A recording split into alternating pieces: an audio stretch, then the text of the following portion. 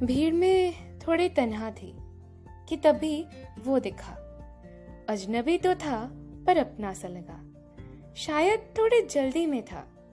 थोड़ी तीव्रता हुई पर पलट कर नहीं देखी। अब मुसाफिर हूं, यूं पीछे मुड़कर देखने की आदत नहीं, पर आंखों में ख्वाब उससे फिर मिलने का जरूर था। उस दिन थोड़ी देर से लौटी और बारिश हो रही थी। अब बारिश से तो मेरा पुराना रिश्ता है। इन बूंदों में भीगना मुझे बहुत पसंद है। थोड़ी देर में एक आदमी दिखा, बाहें फैलाए उसी बारिश में भीगता हुआ। कद कुछ 5-7, गहरी आंखें, होठों पर मुस्कान और चेहरे पर सुकून। लग तो वही रहा था, पर अब बारिश और तेज हुई तो अब खाली रास्ते में भागने के सिवा कोई और चारा तो था नहीं। पर हाँ, नजर को थोड़ी ठंडक जरूर मिली कि मेरी तरह बारिश के पीछे पागल यहाँ कोई और भी था।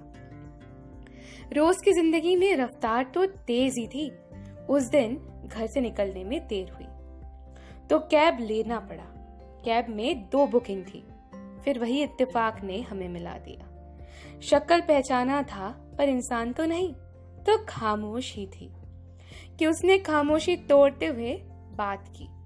और बातों बातों में आखिर मेरी मंजिल भी आ ही गई और सफर फिलहाल के लिए रुका।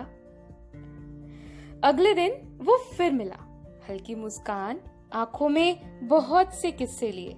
मैं उसको देख ही रही थी कि इतने में वो दौड़कर पास आया। फिर वो बोले जा रहा था और मैं बस घूर ही रही थी। कितने में उसने ध्यान दिया और बोला, अरे ओ मैडम जी, कहाँ खोए हो? मैं आपसे कब से बात कर रहा हूँ, आप कुछ बोल ही नहीं रहे। अब ये तो नहीं कह सकती थी ना कि आप ही को घूर रही थी, तो जवाब दी कि कुछ नहीं, वो थोड़ा काम के सिलसिले में सोच रही थी। अब ऐसे ही मिलना जुलना, थोड़ी थोड़ी रोज बातें करना मुझे उसकी ओर और आकर्षित करता, पर फिर भी रोके रहती। क्या पता जो सिलसिला चल रहा है वो रुक जाए इस एहसास के इजहार में। अब तो दिल भी तेज धड़कता था उसके सामने या आसपास होने से।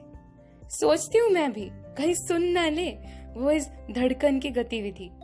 एक दिन पास आया और बोला, तुम्हारे साथ एक पिक क्लिक करूंगा, तो कोई दिक्कत तो नहीं होगी ना?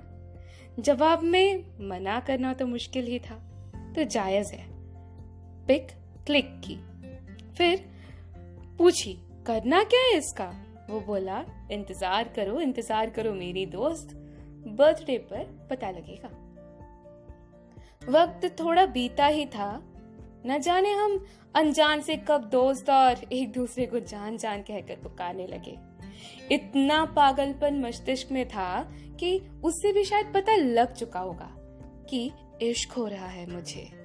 मैं उसके लिए बावरी होती जा रही हूँ। अब वो सामने होता है तो बातें करती हूँ और बोलते बोलते खामोश पड़ जाती हूँ, और उस खामोशी को अक्सर वही तोड़ता है और मजे में बोलता है, क्या मैडम, कोई पसंद आ गया क्या? किसके लिए इतनी बेचैन हो आखिर? कौन है जो तुम्हें हर वक्त खुश रखता है और साथ ही खामोश भी करवा देता है? आखिर किसके ख्यालों में खोई रहती हो? जवाब में मैं ना कुछ बोल पाती, ना ही उससे आंखें चुरा पाती। वो इतना खास बन चुका था कि क्या कहूँ समझ ही नहीं पाती। फिर इंतजार की घड़ी खत्म हुई। मेरा बर्थडे आखिर आ ही गया। अब उस पिक का इंतजार था। सामने ज्यादा बड़ा नहीं, पर एक केक आया। उसमें हमारी वो वाली तस्वीर लगी हुई थी। आंखें थोड़ी नम थी, आखिर पहली बार मेरा बर्थडे इतना खास था। सिर्फ कैंडल्स दिख रहे थे, वो नहीं। कितने में पीछे से आवाज आई। वो बोला, प्रेजेंट पसंद आया? मैं जवाब देती कि उसने कहा, मुझे मालूम है तुम मुझसे प्यार करती हो, बस बोलने से डरती हो। क्यों, है ना? मैं सही हूं ना? तो चलो आज तुम्हारा एक और सपना पूरा करूंगा, पहले केक काट लो। मैं स्तब्ध थी कि उसने मेरा हाथ थामा और केक कटवाया। मैं खामोश, बिल्कुल चुपचाप खड़ी थी। ऐसा लग रहा था कोई फिल्म चल रही थी। मेरे को समझ नहीं आ रहा था, हंसूं, उछलूं, क्या करूं। फिलहाल के लिए आंखों में अश्रु थे और जहन में काफी सवाल कि फिर मेरे आंखों में पट्टी बंधी हुई थी और वो मेरे हाथों को थामे थोड़ी दूर साथ चल रहा था। इतने में एक शोर और मालूम नहीं पड़ रहा था हम आखिर कहाँ खड़े थे। आंखों ढके उस कपड़े को खोला गया। सामने समंदर और पूरा चांद फलक पर था। इस बार थोड़ा ज्यादा चौंकी, क्योंकि सही मायने में कुछ ऐसा ही मेरा ख्वाब था। वो सामने घुटनों के बल बैठे था, हाथों में मेरे लिए सबसे कीमती तोहफा। ना ही वो गुलदस्ता है और ना ही कोई शाही अंगूठी।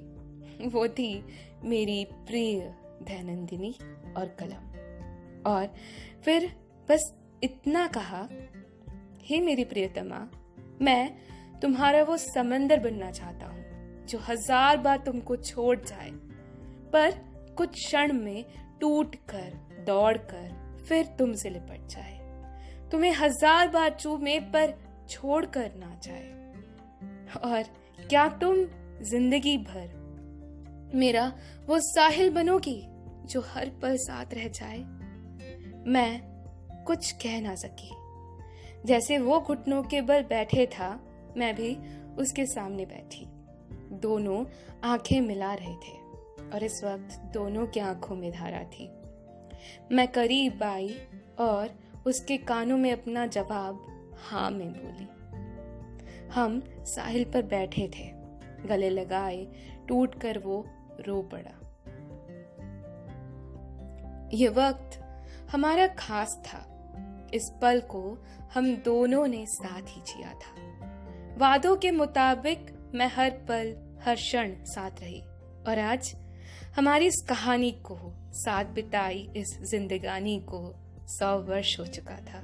धन्यवाद अनुष्का। ये थी आज की कविता अनजाना इश्क।